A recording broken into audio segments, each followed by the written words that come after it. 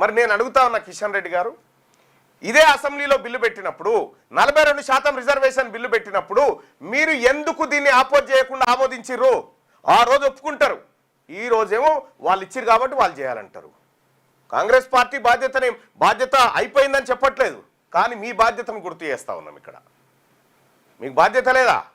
అట్లయితే అక్కడ ముస్లింలు మేము వద్దు అని చెప్పేసి ఎందుకనలే? మరి ఒకవేళ ఎందుకనలే ఆ రోజు అసెంబ్లీలో అనొచ్చు కదా, ఆ రోజు అనాలి కదా, అసెంబ్లీ నుంచి బైకాట్ అని చేయాలి కదా. ఏకగ్రీవంగా చేస్తారు మీరంతా. సభల్లో నేనే కదా బీసీ బిల్లుకు మద్దతు తెలుపమని నేనే మహేశ్వర్ రెడ్డి గారి దగ్గరకు వచ్చి కూర్చొని బీసీ నాయకులను పట్టుకొని పోయి కూర్చొని అన్నా మద్దతు చేయండి అన్నా, ఇది బీసీల ఆత్మగౌరవానికి సంబంధించినటువంటి అంశం అన్నా, మా వాటా కోసం చేస్తున్న పోరాటం అన్నా, మేము ఎవరిది గుంజుక తింటలే, మాది మాకు కావాలని చెప్పి నేను మహేశ్వర్ రెడ్డి గారి దగ్గరకు వచ్చి కూర్చున్నా కదా ఆ రోజు.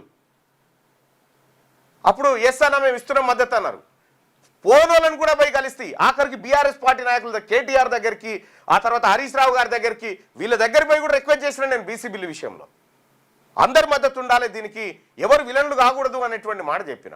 ఇలా కిషన్ రెడ్డి గారు మీకు బాధ్యత లేనట్టుగా ఈడబ్ల్యూఎస్ కోటా తీసుకొచ్చింది మీరు, ఆ కోటాలో ముస్లింలను కలిపింది మీరు.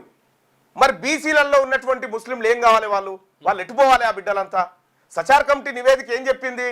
ఈ దేశంలో దళితుల కంటే ఎక్కువగా ముస్లింలే పేదవాళ్ళుగా మిగిలిపోయినారని చెప్పింది కదా. మరి వాళ్ళు మనుషులు కాదా? వాళ్ళని ఆదుకోకూడదా మనం? వాళ్ళ బతుకులు ఏం కావాలి ఇప్పుడు?